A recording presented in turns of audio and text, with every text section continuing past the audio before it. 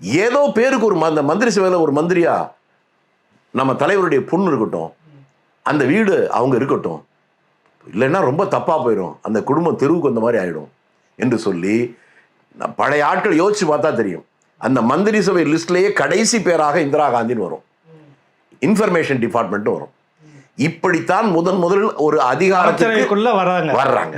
வந்ததற்கு பின்னால் ரெண்டாவது ரொம்ப முக்கியம் என்னன்னா, இரண்டாவது முறை சாஸ்திரி இறந்ததற்கு பின்னால மொராய் தேசாய் பெரிய அளவுக்கு போராட்டம் பண்ணி கொண்டிருக்கிற போது யார் பிரதமராக வரப்போறாருன்னு யாருக்கு தெரியல. எல்லாரும் மொராய் தேசா வர முடியும், வேற போட்டி இல்லைங்கிற நிலைமை இருக்கு.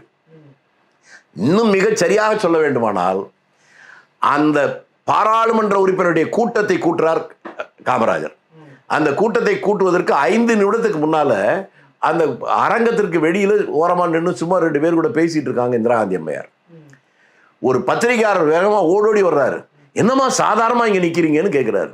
என்ன விஷயம்? மீட்டிங் நடக்க போது அதுக்காக வந்திருக்கேன், பேசிட்டு இருக்கிறேன்.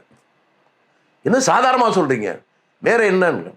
இன்னும் பிரதமர் வேட்பாளர்கள நீங்களும் ஒருத்தர் சொல்லிக்கிறாங்க. அப்படியா? எனக்கு தெரியாதேன்னு. இன்னும் நீங்களே தெரியாதுங்கிறீங்க. நான் என்ன இருக்கணும்னு நான் முடிவு பண்றது இல்லை, என்னுடைய எதிர்காலம் என்னவாக இருக்க வேண்டும் என்று முடிவு பண்றது வேற ஒருவர். யாரு?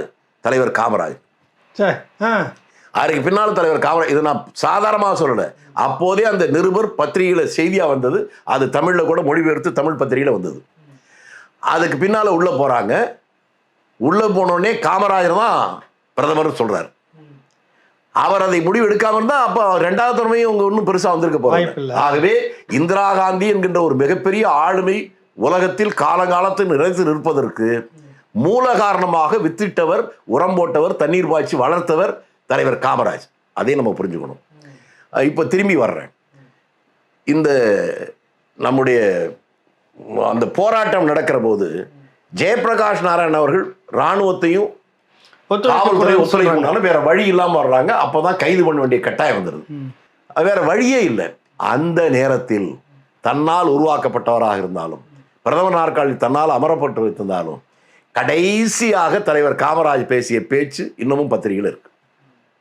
முடிச்சு வருகிற போது காஞ்சிபுரத்தை தாண்டி கடைசி கூட்டத்தில் சுங்குவார் சத்திரமா இன்னும் அந்த பேர் சரியா நினைவில்லை, அந்த இடத்துல பேசுனதான், தேசத்திற்காக உழைத்த தலைவர்கள்லாம் ஜெயிலில் போட்டு நீ நாட்டை ஆள போறியா இல்லை சுடுகாட்டை ஆள போறியா, இதுதான் அவர் கடைசியாக பேச்சு. அதோடு வந்தவர் அவருடைய வேதனை, வருத்தம், அவருடைய சகாக்கள் சுதந்திர போராட்டத்தில் போராடியவர்கள்லாம் சிறையில் இருக்கிறாங்க.